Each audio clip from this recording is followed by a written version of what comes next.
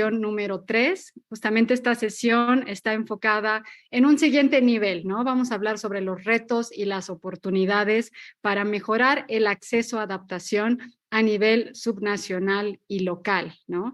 Esto es importante porque justamente hablábamos de un desafío, ¿no? ¿Cómo acercamos el recurso a nivel local, ¿no? ¿Qué está pasando? ¿Qué se necesita hacer? ¿Cuáles son las reflexiones? ¿Cuáles son las experiencias positivas en torno a esta materia? Y también importante reflexionar de que el recurso para la adaptación hoy en día a nivel de la movilización global que se da sigue siendo limitado, ¿no? Hablamos de que menos de un 10% de este recurso está yendo a medidas de adaptación y cuando hablamos todavía del desafío de bajar estas soluciones para comunidades vulnerables, para sistemas naturales vulnerables, ¿no? Muchas veces hay una serie de desafíos, pero al momento de identificar desafíos también sabemos que hay oportunidades, ¿no? Para poder aprender de las experiencias y también fomentar y generar mayor información para que este tipo de medidas y este tipo de recurso pueda ser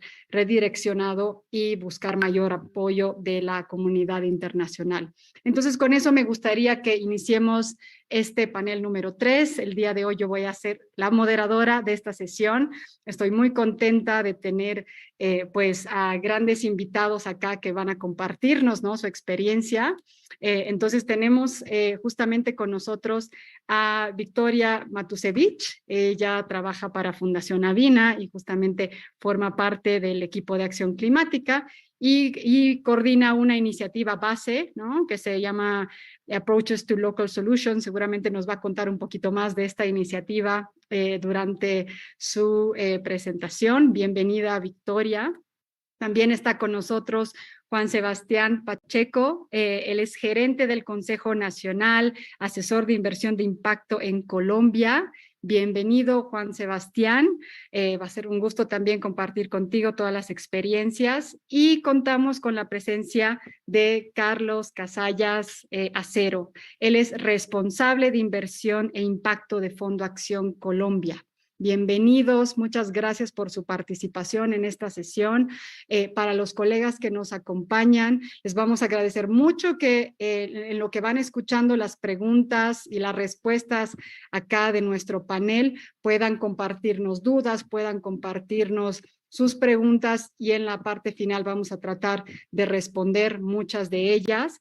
También informarles que en la página web del evento pueden leer más sobre los perfiles acá de nuestros panelistas, si es que quieren conocer más de ellos y sus trabajos. Y bueno, gracias por acompañarnos también en esta sesión tan importante. Como saben, la dinámica para esta sesión es responder algunas preguntas que ya hemos puesto a disposición y que son importantes para empezar a generar este debate. Y posteriormente, pues vamos a escuchar ahí los comentarios que vengan del público, tanto las personas que están en el Zoom, pero también personas que están siguiendo este evento desde redes sociales, ¿no? Y bueno, vamos a comenzar entonces con la primera pregunta, que es justamente va dirigida a ustedes tres. La primera pregunta habla sobre cuáles son los desafíos, ¿no? Que ustedes enfrentan a nivel subnacional y local al momento de acceder a financiamiento para la adaptación. Entonces, me gustaría darle la bienvenida y la palabra a Carlos para que, por favor, Carlos, puedas comenzar con tu reflexión. Tenemos aproximadamente 5 minutos, entonces les agradezco que tomen en cuenta el tiempo. Adelante, por favor, Carlos. Un saludo a todos, a mis compañeros de este espacio, Victoria, Juan Pablo, gusto verlo por acá. Y bueno, y este espacio que cada vez gana más tracción, ya el tercer año de la Semana del Financiamiento Climático. Pues a nivel nacional, subnacional y local, tenemos los mismos problemas que a escala nacional. Hay temas, falta de información. Para el caso colombiano, por ejemplo, el IDEAM ha avanzado bastante en hacer los mapas de riesgo. La Unidad Nacional de Gestión de Riesgo de Desastres ha avanzado bastante en información sobre riesgos asociados al clima por zonas, pero cuando ya comienzas a bajar esa información a una escala mucho más local la información tiende a ser un poco difusa. Eso por una parte. Por otra parte, cuando buscas capacidades a nivel local para poder interpretar esa información, para poder medir esa información y convertir esas mediciones en algún mecanismo de respuesta, todavía no tienes la suficiente capacidad. Si bien el país ha avanzado en la generación de las guías para sacar los planes integrales de gestión de cambio climático a nivel territorial, todavía, si bien tenemos las guías, todavía falta mucho más avance a nivel de los gobiernos subnacionales y, por supuesto, a nivel municipal de esa información. Y creo que otro tema, pues que a todos los países nos afectó a nivel global, es con el COVID-19, muchos de los recursos que seguramente a nivel subnacional y local se tenían para hacer ejercicios de prevención y de movilización de recursos hacia problemas de adaptación, se tuvieron que ver enfocados hacia atención de temas sociales mucho más específicos ligados a la pandemia, pérdidas de empleo, temas de reforzamiento de los sistemas de salud, etcétera, etcétera. Y creo que al final del día, una última barrera que existe es que, y lo alcancé a oír del panel anterior, donde hay muchísima mayor movilización de recursos para mitigación que para adaptación, es que en términos generales, tanto el sistema financiero como los gobiernos nacionales y subnacionales y el mismo sector privado todavía no tiene una comprensión muy profunda de qué es la adaptación. Entender mitigación es un poco más sencillo, toda vez que tú ves no sé, un bus y está echando humo y después ves uno que es eléctrico o tiene movilización con gas, entonces puedes entender, como cuando eres un financiador, las diferencias entre uno y otro. Pero cuando ya te hablan de adaptación, cuidado de cuencas, restauración de suelos, etcétera, etcétera, ya la comprensión es mucho más difícil y tiene unos aspectos que todavía no hemos sido capaces de bajar el lenguaje a nivel de financiadores, de planificadores y de tomadores de decisión en lo local. Sería hasta mi intervención. Muchas gracias. Muchas gracias, Carlos. No, creo que lo que mencionas es sumamente importante porque todos los proyectos de adaptación o bueno, cualquier proyecto, por más de que se hable de un contexto local, ¿no? Municipal, pues requiere información específica, ¿no? Entonces no estamos hablando de la generalidad de la información de un país, sino la información del contexto específico y muchas veces esa información no es disponible, ¿no? O el tema de la comprensión de adaptación, que ya hablamos, ya vamos, no sé, casi 30 años de discutir temas de cambio climático, sin embargo, adaptación sigue siendo para algunos una terminología no muy clara, entonces es importante también ahondar en este tema. Victoria, me gustaría darte la palabra, por favor. Te voy a repetir la pregunta solamente para poner en contexto y para que nos compartas tus reflexiones. Bienvenida. La pregunta es, ¿qué desafíos, ¿no?, se enfrentan a nivel subnacional y local para acceder al financiamiento para la adaptación? Adelante, por favor. Bueno, muchas gracias, Andrea. Buenas tardes, buenos días a todas y todos los que nos están escuchando. Quisiera igualmente iniciar por agradecer a GEFELAC por la invitación. Es un honor para mí ser parte de este panel junto con Carlos y Juan Sebastián y felicitarlos por este tercer año de organizar la Semana de Financiamiento Climático tan necesaria para dar estas conversaciones. Así que un poco para responder la pregunta que me acercás, Andrea, y también para dar lugar a la conversación y que vos hacías mención a esta nueva iniciativa que estamos lanzando desde Fundación Avina, que se llama BASE, o BASE, o BASI, que es el nombre corto por the Building Approaches to Fund Local Solutions with Climate Evidence.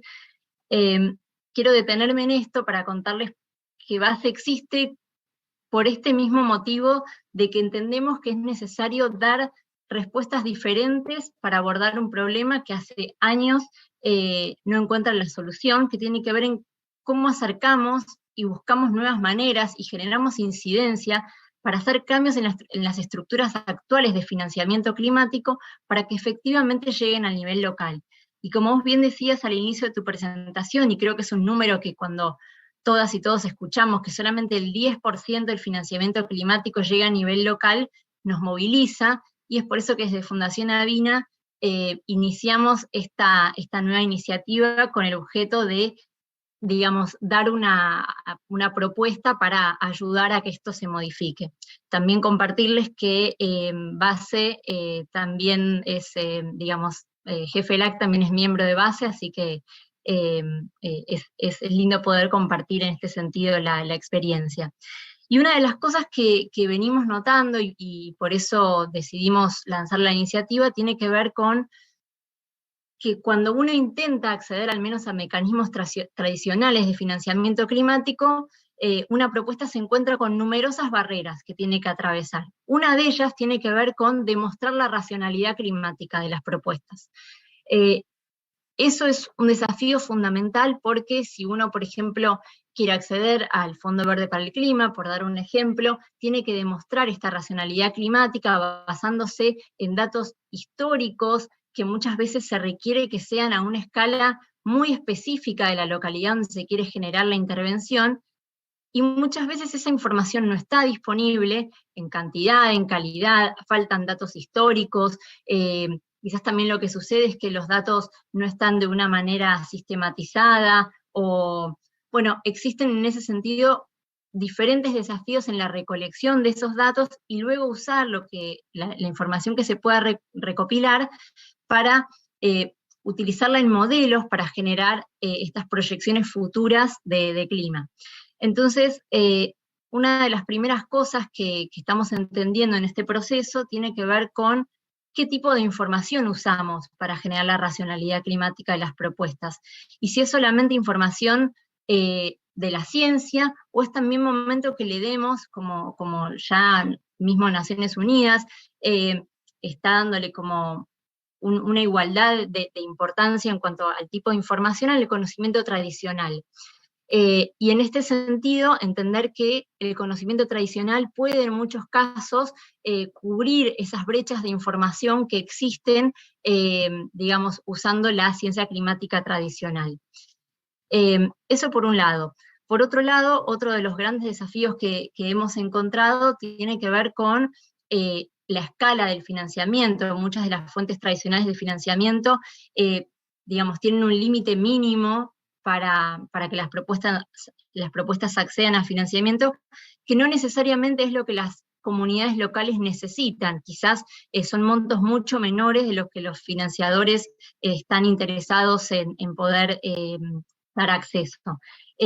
Por otro lado, otro desafío que hemos encontrado tiene que ver con que también muchos mecanismos tradicionales de financiamiento requieren un endoso de la autoridad nacional, del gobierno nacional, lo que eso también genera un proceso burocrático, es también muy demandante en cuanto a tiempo, y lo que sucede es que muchas veces las prioridades que pueda tener el gobierno nacional haga que se prioricen ciertos proyectos o ciertos sectores o ciertos temas diferentes a los que están necesitando directamente las comunidades locales. Y finalmente, otro tema que no es para nada menor y que también es importante poner sobre la mesa tiene que ver con la rigurosidad de la información, de la trazabilidad de la información, de cómo se generan después, digamos, cómo se gasta cada uno de los dólares que este mecanismo le haya dado al proyecto. Entonces, si pensamos a nivel local y le demandamos al nivel local que tenga esa trazabilidad de uso de fondos en cuanto a recibos, por ejemplo, o a facturas que no pueden dar, bueno, estamos dejando afuera a importantes posibilidades de soluciones para que accedan a financiamiento local. Eso por ahora, gracias.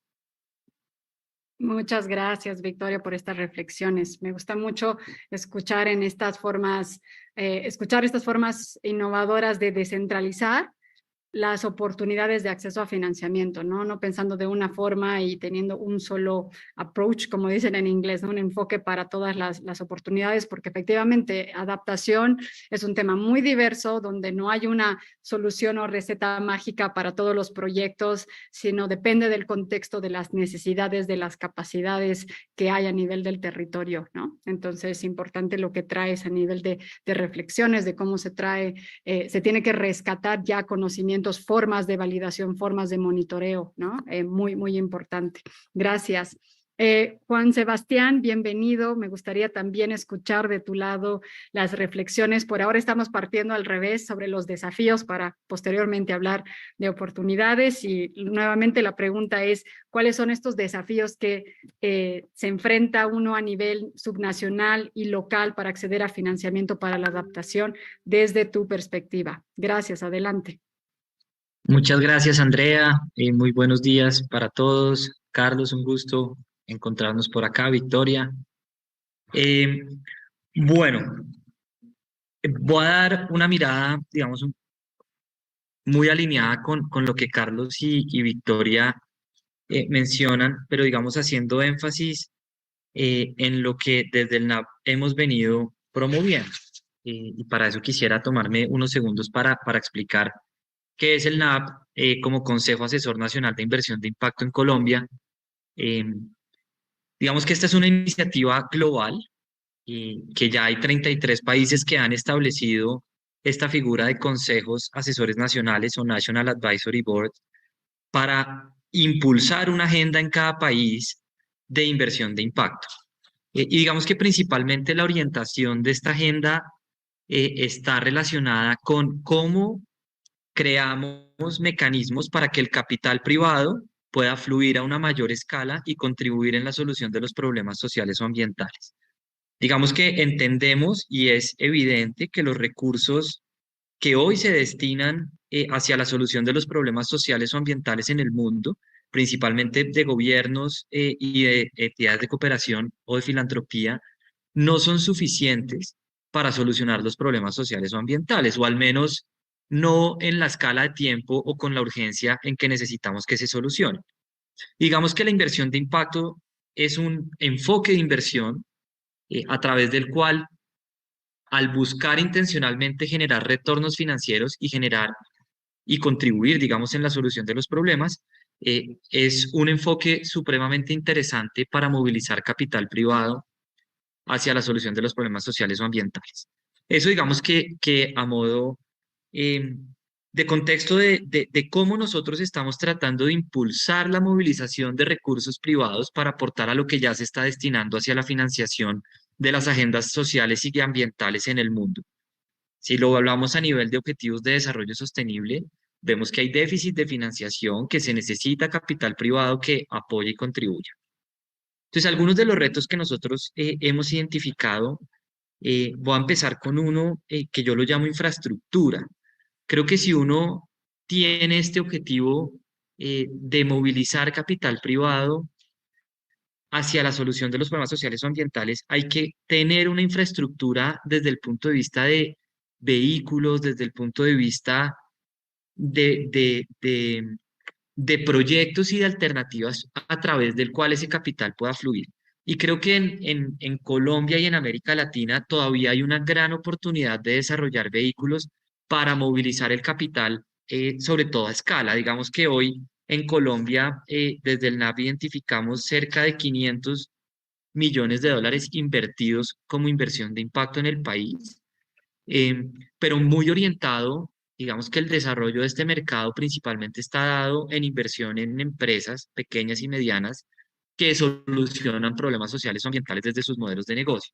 Creo que si uno quiere o si necesitamos darle la escala a la inversión de impacto, necesitamos trabajar y fortalecer una infraestructura para que el capital pueda fluir en esa escala hacia los temas sociales o ambientales. Llamémoslo, digamos, temas de mitigación, de adaptación de cambio climático, como también temas de pobreza y de empleabilidad y de desarrollo rural, entre muchas otras.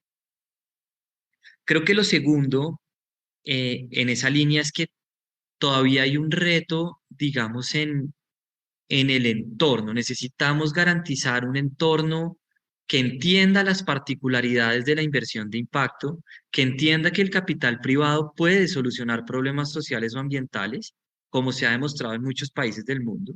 Y en ese sentido creo que la regulación también debería impulsar la inversión de impacto como un motor de desarrollo sostenible en los países de América Latina.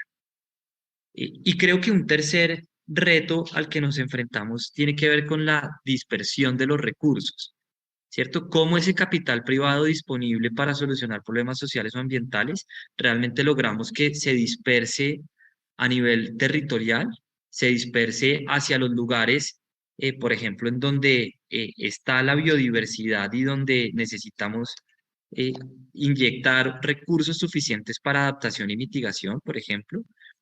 Cuando uno ve la inversión de impacto en Colombia en su dispersión, la zona que menos inversión de impacto ha recibido es la zona que comprende la Amazonía colombiana. eh, y digamos que ahí es donde digamos, retomando desde las inversiones en pequeñas y medianas empresas de impacto, creo que desde la inversión pública en temas ambientales, pues hay más, pero desde lo privado creo que todavía hay muchísimas oportunidades y muchos retos todavía en que el capital no se concentre en ciertas zonas, sino que logre dispersarse aún más. Y el cuarto, para terminar, creo que está orientado también a la transparencia y a cómo estas inversiones no solamente, digamos, cómo hacemos evidente el impacto y la contribución que se está generando hacia la solución de los problemas ambientales. Creo que ahí también hay un reto todavía muy grande en los temas de medición y de gestión del impacto que se puede generar.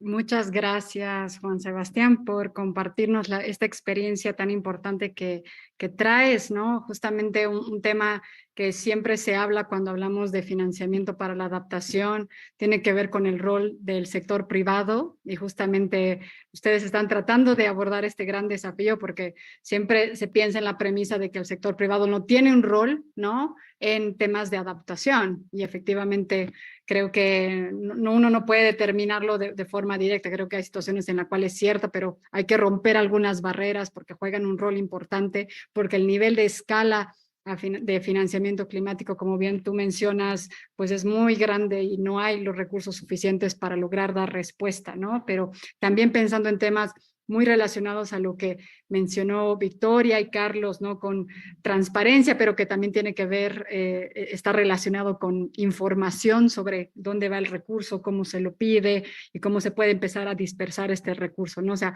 conectar las soluciones con el financiamiento. Entonces, muchas gracias por esta primera ronda de reflexión. También, por favor, solicitar a las personas que nos acompañan en esta sesión que compartan sus preguntas, dudas para los panelistas, y vamos a tratar al final de la sesión de compartir y escuchar reflexiones en relación a las mismas. Hemos comenzado partiendo de esta sesión con las barreras. Es importante entender qué es lo que nos frena, qué es lo que nos limita, pero ahora me gustaría que hablemos de lo positivo, ¿no? ¿Dónde están las oportunidades justamente para movilizar y acelerar el financiamiento de adaptación hacia comunidades locales, hacia gobiernos locales, municipios, ¿no? Entonces, me gustaría escucharles y pedirles la palabra nuevamente. Carlos, por favor, para que puedas compartirnos tu gran experiencia ya de muchísimos años trabajando en este tema de por dónde están estas oportunidades que muchas veces no se las conoce y que son importantes conocerlas para replicarlas y escalarlas. Adelante, por favor. Gracias, Andrea. De hecho, voy a hablar más como desde la experiencia y los aprendizajes más recientes, y es la oportunidad que he tenido de aproximarme a la inversión de impacto, y teniendo en cuenta lo que Victoria estaba comentando ahora de esos fondos enormes, Adaptation Fund, el Green Climate Fund, tienen unas escalas enormes y de pronto al municipio o a la región o a la pequeña empresa no alcanzan a llegarle. Creo que la inversión de impacto, y quienes estamos en la inversión de impacto, tenemos una oportunidad, pero a la vez una responsabilidad enorme, ceñido a varias cosas.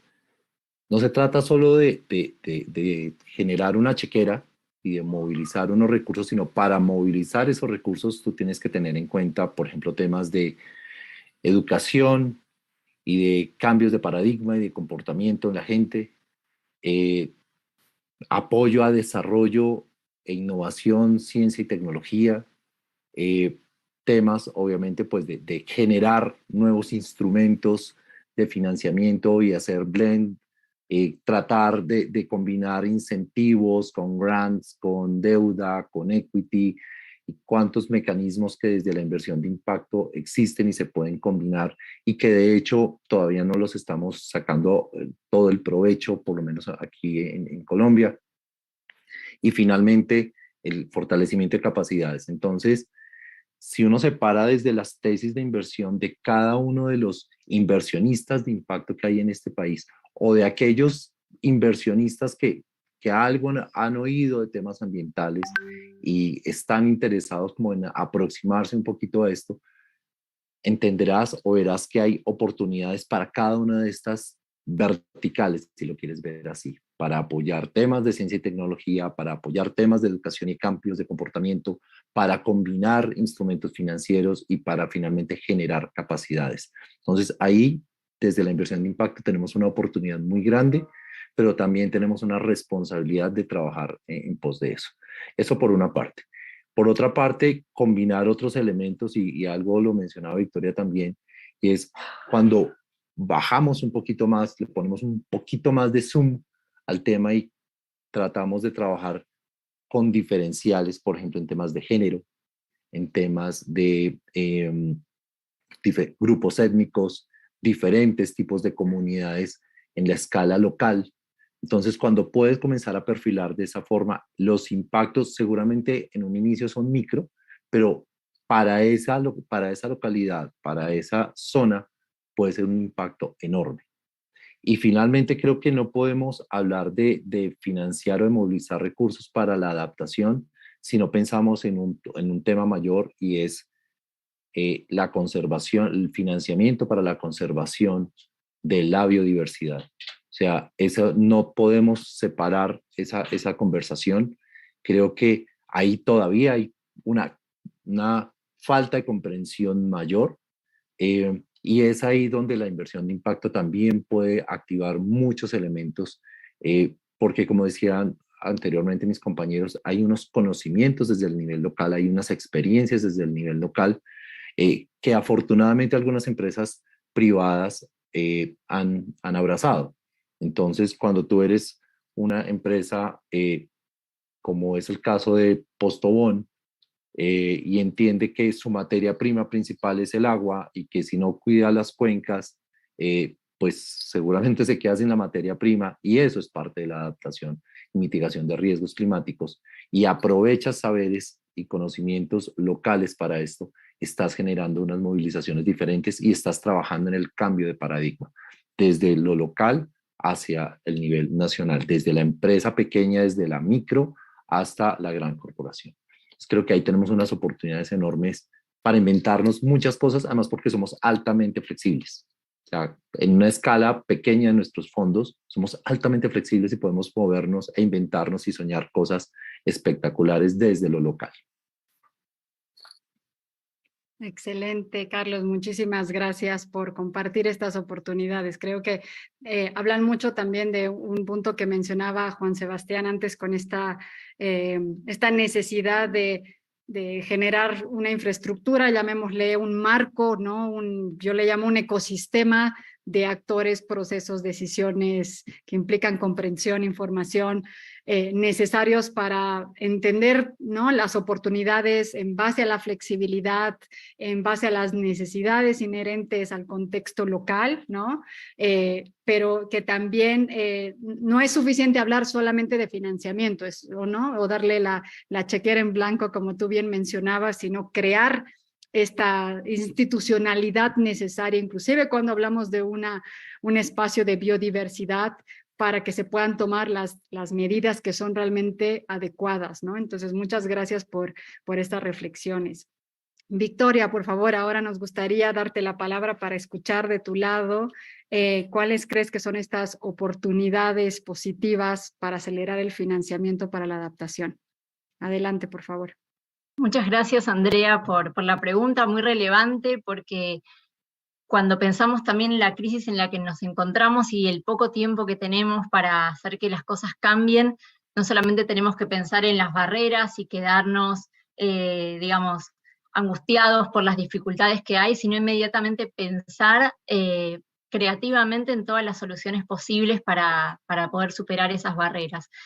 Y quisiera entonces aprovechar este espacio para compartirles algunas de las reflexiones a las que llegamos en este proceso consultivo que armamos desde base en conjunto con el Adaptation Research Alliance. Este proceso consultivo, digamos, tuvo su último taller justamente ayer, y lo que hicimos durante estos casi 2 meses fue recopilar, digamos, una mezcla de entrevistas con expertos y expertas, 3 terminaron siendo talleres con diferentes actores de diferentes geografías, y una extensa revisión bibliográfica para entender mejor el problema y plantear soluciones, ¿no? Y en este sentido, si bien nosotros cuando buscábamos hacer frente, digamos, a este proceso consultivo, nos enfocamos en el desafío de la racionalidad climática como uno de los tantos desafíos para que las comunidades locales puedan presentar proyectos de adaptación a financiamiento climático. Las principales conclusiones que me gustaría compartir fueron 5 fundamentalmente, ¿no? Y tienen que ver con las siguientes ideas. La primera, con la importancia de desarrollar y fortalecer la confianza. La confianza fue una palabra que surgió en todas las entrevistas y en todos los talleres, y tiene que ver fundamentalmente con esto que hablábamos antes del tipo de información que se usa para armar la racionalidad climática.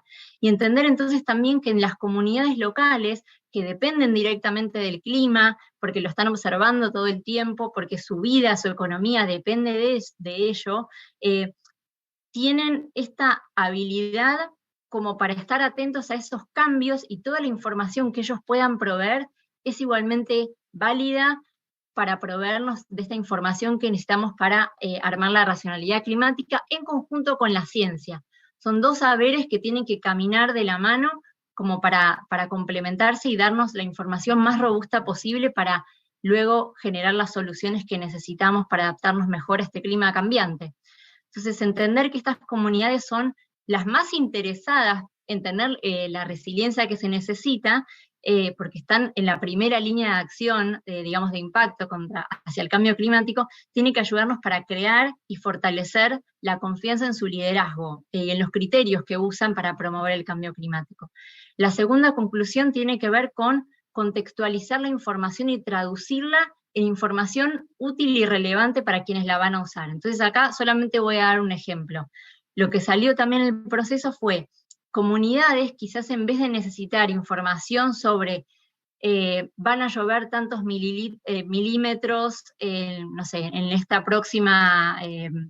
próximo mes, es cómo se traduce esta información en su vida diaria. ¿Significa que tengo que esperar para sembrar o lo hago ahora? ¿Uso la especie que uso siempre o uso una que sea más resistente a recibir menos precipitación? La tercera conclusión, y esto también muy vinculado con lo que decía recién Carlos, tiene que ver con seguir fortaleciendo capacidades locales y gobernanza para implementar soluciones locales. Y esto está intrínsecamente vinculado con la racionalidad climática, porque cuanto más desarrolladas están las capacidades de las personas en cuanto a cambio climático, tanto en sus causas como en sus consecuencias, más información tienen para desarrollar sus proyectos de acuerdo a una lógica climática. La cuarta conclusión tiene que ver con la promoción y uso de tecnologías de información y comunicación, ¿no? Como una herramienta muy poderosa para asegurar la obtención de la información, la gestión de la información y el monitoreo. Y lo que entendimos en este proceso tuvo que ver con que esas tecnologías tienen que ser amigables en su uso, idealmente no depender del acceso constante a Internet, y tienen que ser, digamos, unas tecnologías que permitan ser sostenidas en el tiempo, y esto lo conocemos bien, lo que pasa cuando un proyecto se va, se usaron los recursos y, bueno, ¿desapareció todo? No. Entonces, ¿cómo nos aseguramos que esas tecnologías persistan en el territorio? Porque le damos la capacidad a las personas para que las puedan utilizar, porque son fáciles y les sirven. Y después, quinta y última conclusión, facilitar el acceso y uso de la información existente, porque tenemos que poner en valor toda la información útil, novedosa que tenemos. Hace muy poco tiempo el IPCC sacó reportes con información muy, muy actualizada que, digamos, existe y hay que utilizar.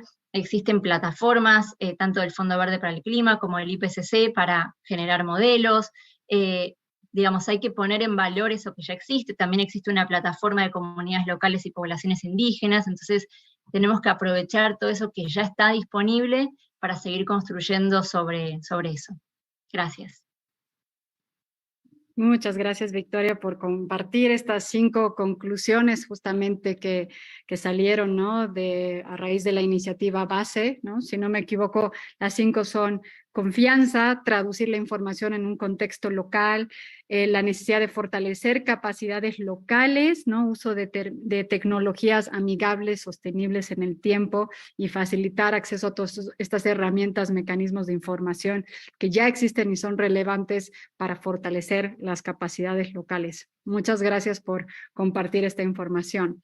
Juan Sebastián, nuevamente nos gustaría invitarte a que también puedas sumarte a este espacio tan rico de compartir oportunidades, ¿no? Soluciones que desde tu experiencia para acelerar el financiamiento para la adaptación. Adelante, por favor. Gracias, Andrea. Este año, desde una entidad que se llama el Global Steering Group for Impact Investment, sede en Reino Unido, principal promotor de la inversión de impacto, se lideró un grupo de trabajo que hizo una serie de recomendaciones a los gobiernos del G7 para movilizar capital privado a escala hacia el impacto.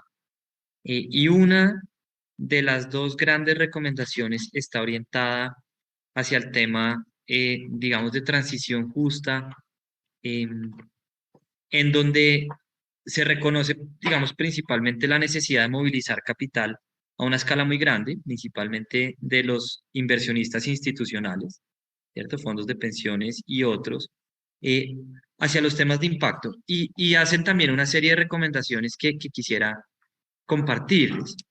La primera es la importancia de reconocer el vínculo entre lo social y lo ambiental, y cómo todas estas iniciativas, todos los mecanismos, todas las acciones hacia una economía más sostenible desde la perspectiva ambiental, pues tiene que tener en cuenta también los componentes sociales y a las personas en esta transición. Y digamos que dentro de ese entendimiento se crean muchas oportunidades desde el punto de vista de seguir desarrollando, como tú lo dices, Andrea, un ecosistema de inversiones que tengan en cuenta los factores ambientales en sus decisiones de inversión, en sus diferentes escalas, ¿cierto? En sus temas de adaptación, en los temas de mitigación. Y puntualmente, digamos que ahí se hacen una serie de recomendaciones. La primera es cómo empoderamos a los bancos multilaterales y a las instituciones financieras para movilizar capital privado, ¿cierto? Carlos mencionaba también algo importante y es cómo desarrollamos mecanismos de blended finance donde los recursos que están disponibles puedan canalizarse bajo un mismo vehículo, donde hay recursos públicos, donde hay recursos de cooperación, donde hay recursos de capital privado que nos permitan desplegar más capital, entendiendo por el otro lado que concuerdo absolutamente con lo que mencionaban, no es solamente traer más dinero, creo que también hay una necesidad importante y una gran oportunidad en la generación de capacidad para el desarrollo de proyectos de adaptación y de mitigación que cumplan, digamos, con las expectativas de ese capital. Y lo otro tiene que ver con ampliar también el uso de garantías y reducir riesgos para que ese capital privado pueda llegar. ¿Cierto? Como desde los recursos públicos y desde los mismos recursos de filantropía que hoy se destinan hacia los temas ambientales, logramos crear mecanismos para reducir un poco los riesgos al capital privado, que tiene un deber fiduciario. Digamos que la plata de los fondos de pensiones, pues no es plata de los fondos de pensiones, en realidad es plata nuestra y hay una responsabilidad en el buen uso y en las inversiones de esos recursos. Por eso es encontrar esquemas para que ese capital encuentre el escenario y el entorno para poder movilizarse hacia estos temas. Y voy a cerrar, digamos que todo esto dio pie al desarrollo de un concepto que estamos empezando a explorar en Colombia de una forma más profunda, y es el desarrollo de fondos de inversión con enfoque territorial. Digamos, son vehículos financieros pensados para que sean grandes, donde se rompa un poco una barrera de mercado que existe en los tamaños de los fondos versus los tamaños mínimos de inversión de los inversionistas institucionales, donde sean vehículos que tengan diferentes verticales de inversión. Voy a ponerles algunos ejemplos. Una vertical de inversión en vivienda, o una vertical de inversión en infraestructura, una vertical de inversión en conservación y regeneración, una vertical de inversión en inversión en pequeñas y medianas empresas.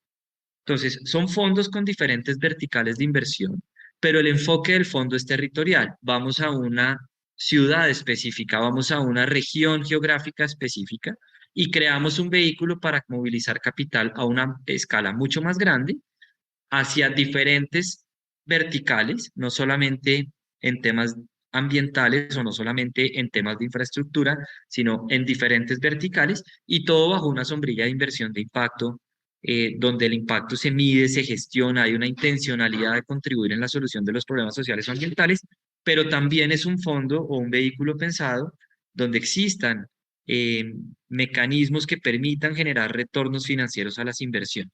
Entonces se está abriendo un gran mundo y una gran posibilidad de entender que necesitamos tener esos mecanismos o vehículos para que ese capital fluya, y que esos mecanismos tienen que tener, digamos, incorporadas verticales que solucionen estas problemáticas articuladas entre lo social y lo ambiental.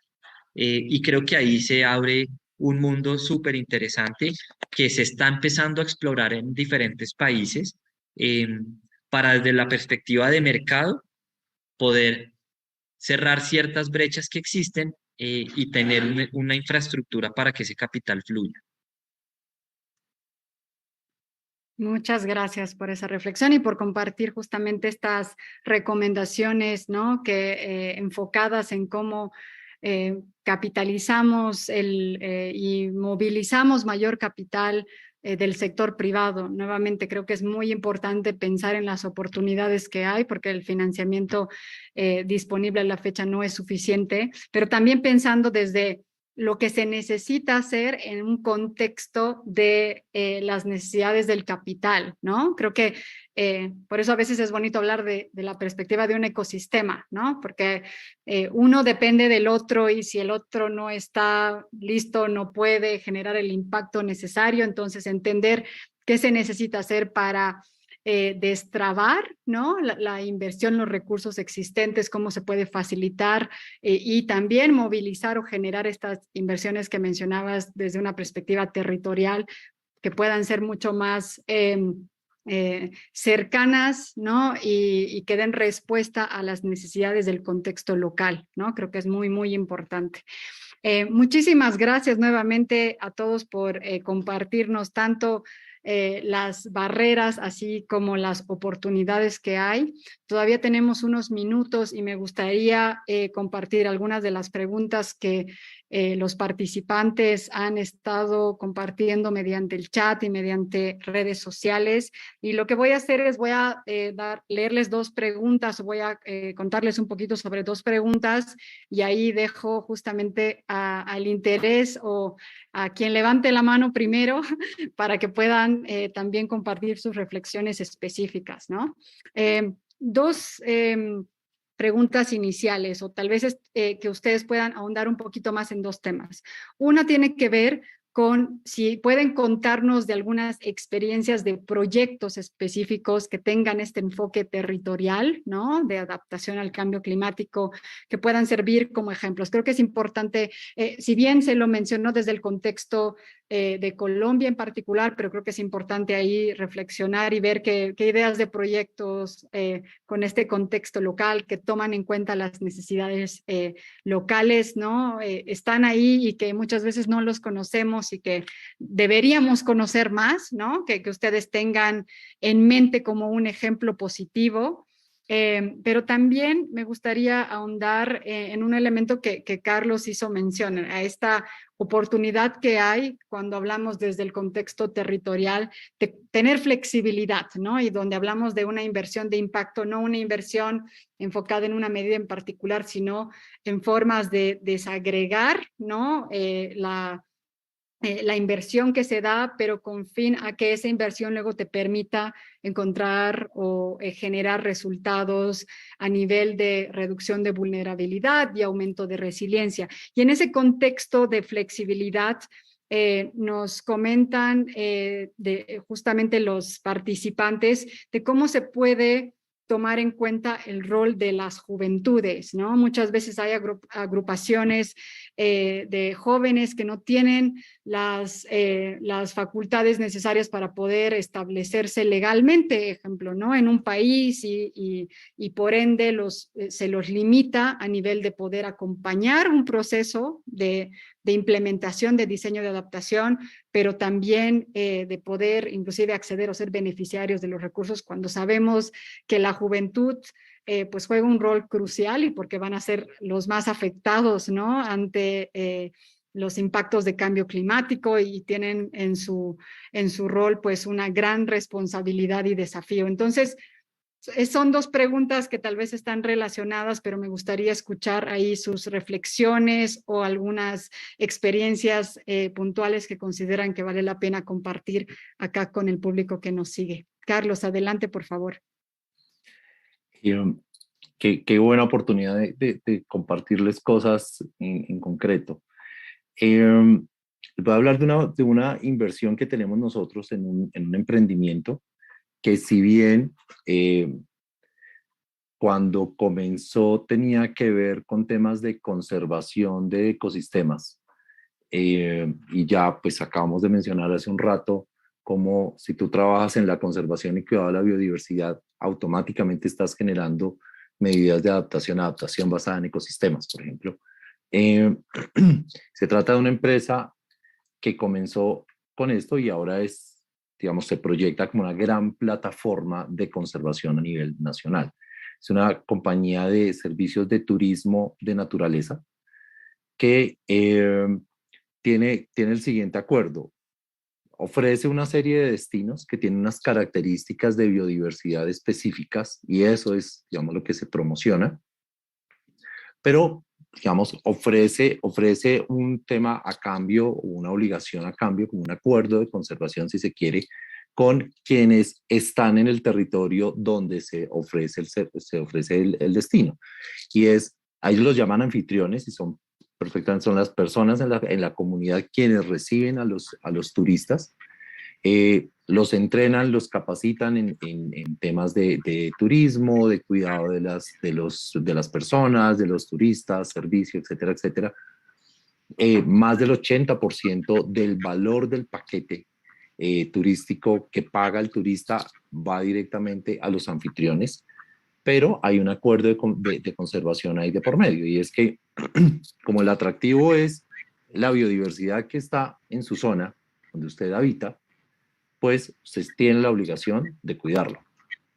Usted comienza a degradar el ecosistema porque quiere hacer más cabañas o porque quiere hacer cualquier otra actividad, sale del programa.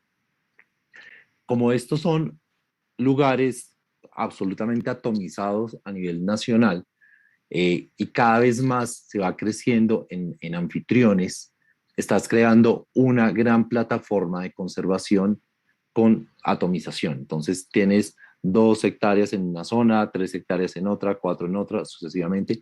Y al final lo que esta organización quiere hacer es crear esta gran plataforma que permita además entrar en el mercado de emisiones, de bonos de carbono, que a su vez se devuelva como unos recursos adicionales para quienes están en esos territorios con la obligación de mantener y de cuidar esos ecosistemas.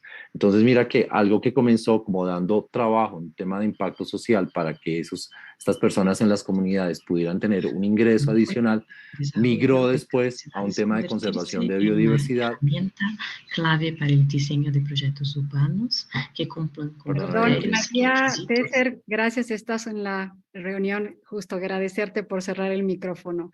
Carlos, por favor, continúa. Entonces lo que te estaba diciendo, algo que comenzó como un ejercicio de impacto social, mejorando los ingresos de estas comunidades, después de esto evoluciona a un proceso de conservación de ecosistemas, se convierte ahora en una gran plataforma que además tiene un potencial de generar ingresos adicionales por comercio de emisiones. Ese sería un ejemplo que quisiera compartir.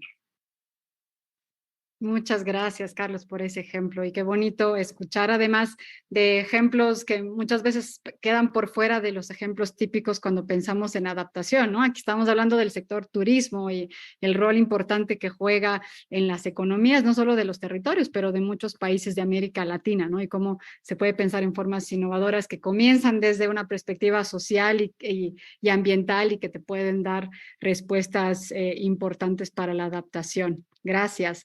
Victoria, por favor, adelante. Gracias.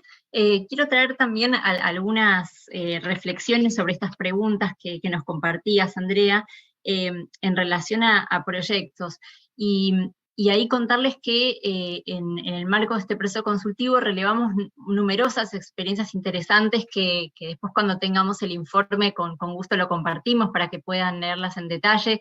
Sí, quizás contarles que hay experiencias como por ejemplo que trae el Fondo Pahuanca, donde se da prioridad a acercar financiamiento a comunidades indígenas. Y después también me gustaría compartir con ustedes algo vinculado a esto, no es un caso concreto que pueda ya contarles, cómo se resolvió y cuáles fueron los impactos, pero sí contarles que en el marco de la iniciativa base, una de las cosas que queremos hacer es, como para seguir trabajando en este desafío, es combinar la investigación con la acción. Entonces una de las cosas que vamos a hacer es lanzar, ahora va a ser el primero, pero diferentes esquemas de financiamiento, de donaciones específicamente para probar en la práctica qué cosas funcionan, cómo realmente hacemos que este financiamiento llegue a comunidades locales. Entonces, esta suerte de prueba de concepto de que el financiamiento puede llegar a comunidades locales de una manera fácil, rápida, y no por eso descuidando la racionalidad climática. Me parecía interesante contarles que esto existe, vamos a lanzarlo en la COP27, ahora dentro de muy poquito, estamos armando los términos de referencia en conjunto con los diferentes socios de base, y estamos confiadas que toda la información que fuimos recopilando puede traducirse en este término de referencia que sea, y ahora lo vinculo con la otra pregunta, donde vos, nos invitabas a reflexionar sobre el tema de la flexibilidad, con diferentes maneras, ¿no? Desde cómo se presenta una propuesta.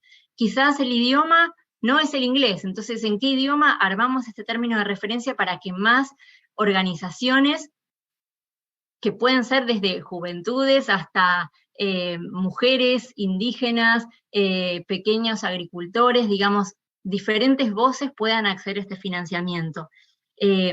En vez de hacerlo por escrito, quizás pueden acercar la propuesta mediante un video. Bueno, son todas cosas que estamos explorando para poder facilitar el acceso al financiamiento de los proyectos, ¿no?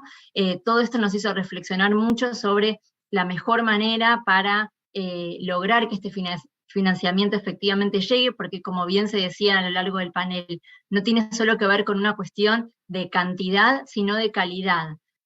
Fondos hay, sabemos que no son suficientes, pero también el problema es hacia dónde se direccionan.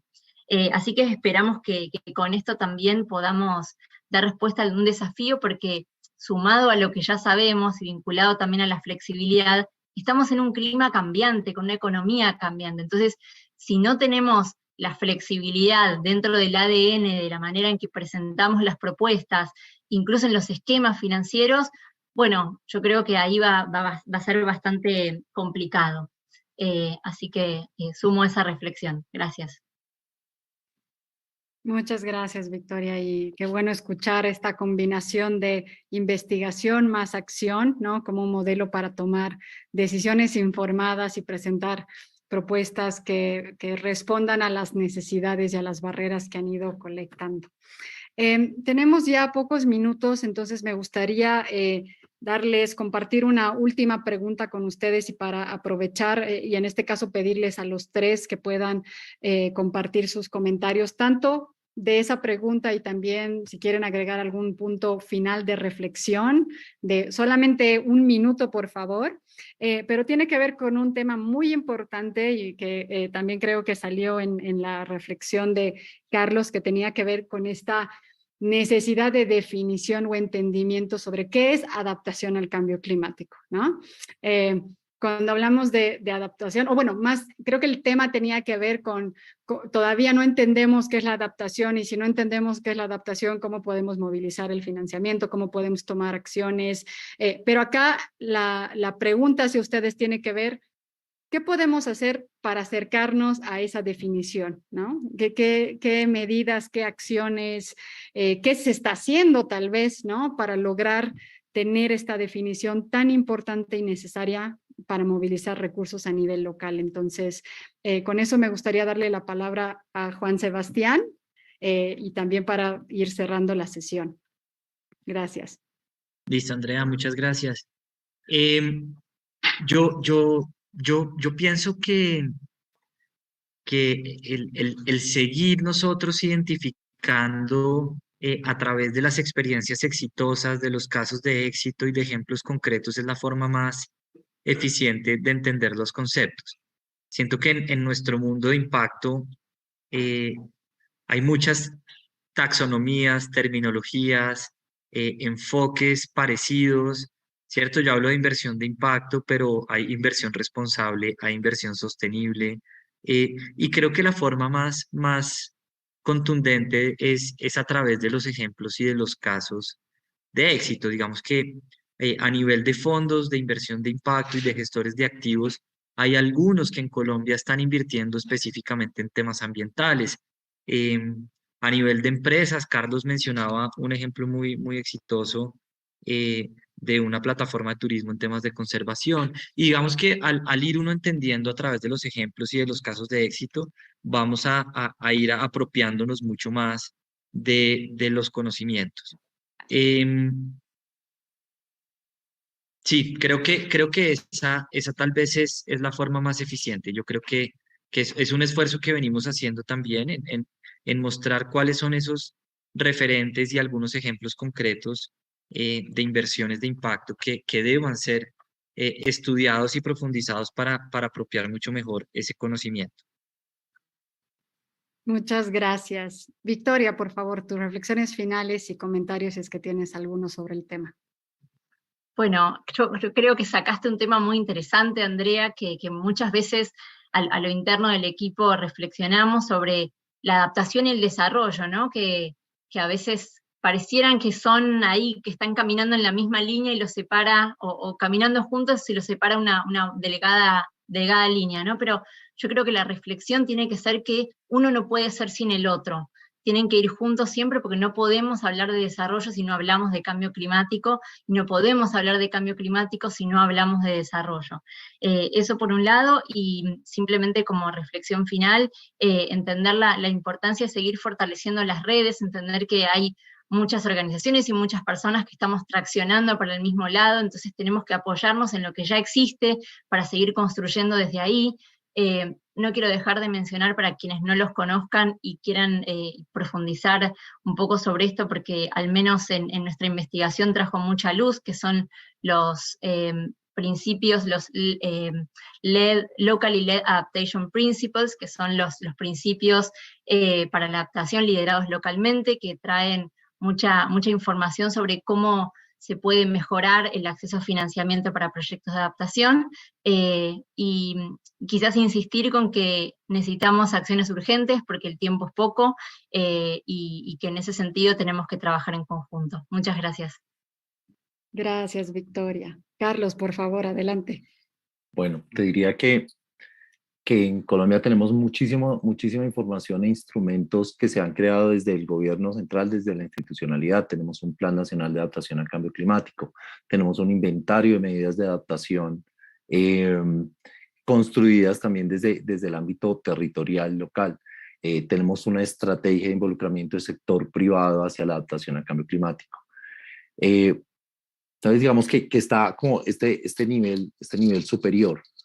Coincido con lo que dice Juan Sebastián, y es que muchas veces esto se trata de aprender haciendo, se trata de, seguramente para llevar nuestras estadísticas. En mi vida pasada era el responsable del sistema de monitoreo, registro y verificación del financiamiento climático de Colombia. Entonces era importante saber cuánto se movilizaba por mitigación, adaptación y cross-cutting. Pero en la práctica y en el territorio, finalmente tú a una población, a una comunidad, a un microempresario, hablarle en términos de uno o del otro no es tan relevante. Es básicamente cómo puedo avanzar y cómo puedo estar trabajando frente a la acción climática. Entonces, creo que se van dando y vas aprendiendo que hiciste esto. Alguien ponía una pregunta en el chat: ¿manejo de residuos es mitigación o adaptación? O sea, para mí no importa si es mitigación o adaptación, al final del día es que podemos avanzar en resolver un problema. Básicamente es eso. Muchísimas gracias. Excelente, muchas gracias. Y bueno, con eso, justo a tiempo, cerramos la sesión número 3 del día de hoy. No quiero cerrar sin antes agradecerles justamente Carlos, Victoria, Juan Sebastián por su presentación, bueno, por compartir su tiempo y sus experiencias, oportunidades, reflexiones. Creo que ha sido una conversación muy buena, muy positiva, muy alentadora también de todo lo que se puede seguir haciendo. Y nuevamente, a nombre de los organizadores, les agradezco por su tiempo y participación. Y con eso también quiero agradecer a todo el público que está acá acompañándonos, también pidiéndoles que se queden un pedacito más